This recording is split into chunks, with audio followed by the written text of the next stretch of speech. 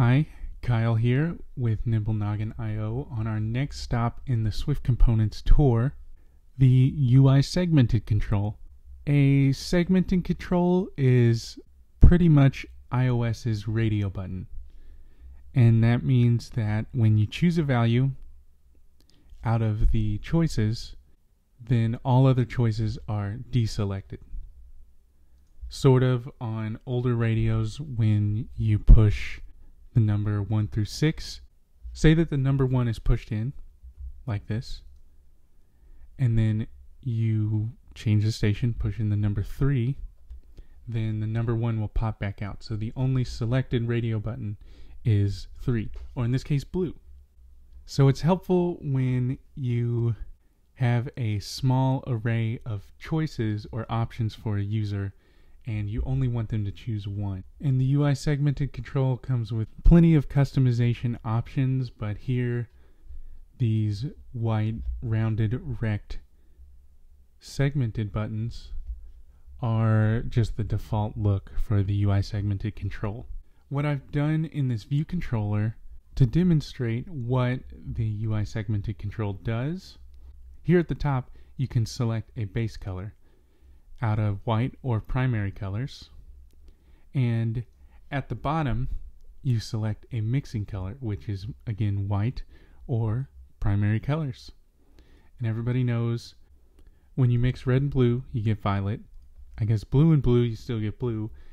Blue and yellow I always thought you were supposed to get green, but here it's gray, and black text looks like an ugly yellow color. So I'm gonna have to call up one of my old art teachers and see what's going on there. Every other combination seems to work fine for me, except blue and yellow is gray. I don't understand it.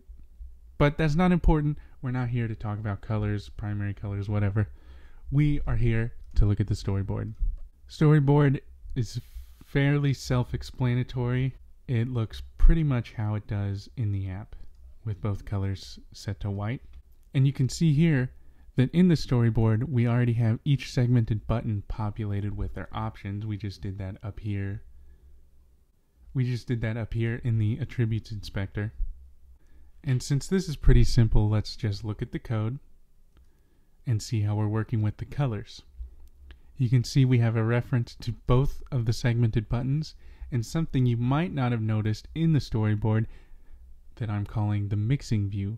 The mixing view is just an overlaid UI view that's taking up the same size as the background view or the view controller's view. And what's happening in this base segment did change method, which is on a value did change event from this first segmented control, is we're setting the view controller's view background color to the base segmented controls selected index to this array of colors I have here. And this array of colors I just set up to match the same colors that this segmented control has.